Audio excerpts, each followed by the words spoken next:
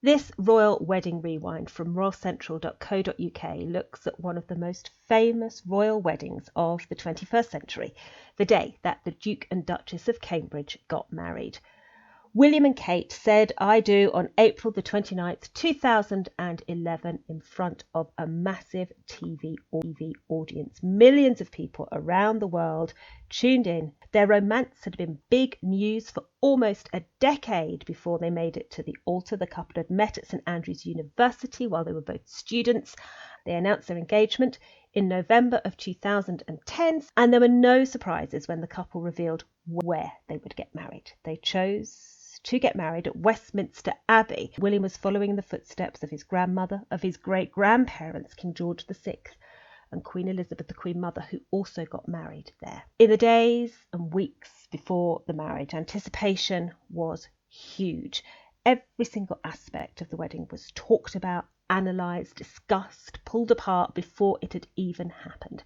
Kate spent her last night as a Middleton at the Goring Hotel in London, and she arrived at the Abbey on the morning of the 29th of April, in time for the service to start at 11 o'clock, thing as being late when you're a royal bride. Waiting inside the Abbey for her were over 1,900 guests. Now, because William is second in line to the throne, not heir to the throne, this wasn't a state occasion.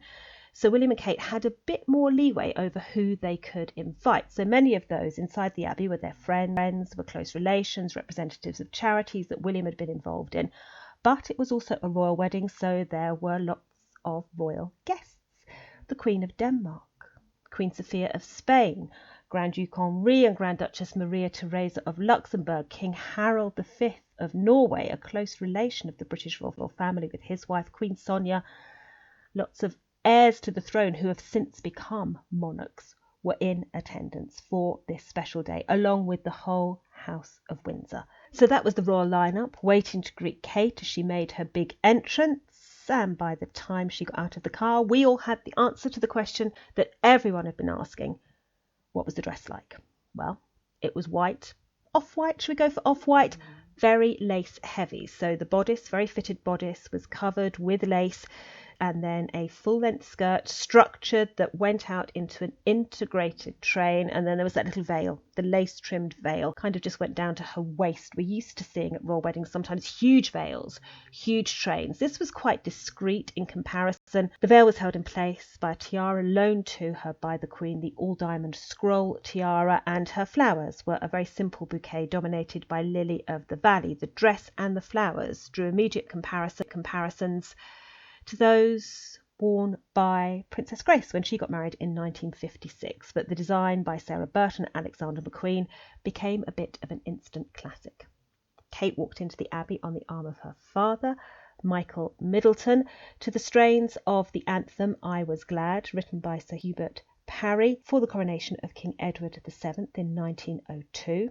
The service was conducted by the then Archbishop of Canterbury, Rowan Williams, with a sermon by the Bishop of London of the time, and the congregation sang some really traditional hymns.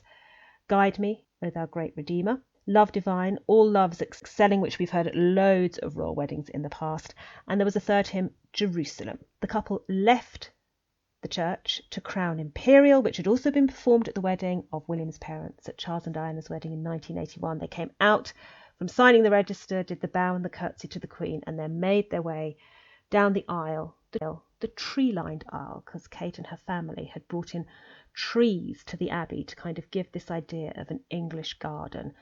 Out they walked to the cheering crowds. They were now the Duke and Duchess of Cambridge. William had been made Duke of Cambridge by his grandmother on the morning of his wedding, and his wife was now Her Royal Highness the Duchess of Cambridge. And they got to State Landau and made their way through crowds of hundreds of thousands of people who were packing the streets of London to catch a glimpse of the newlyweds.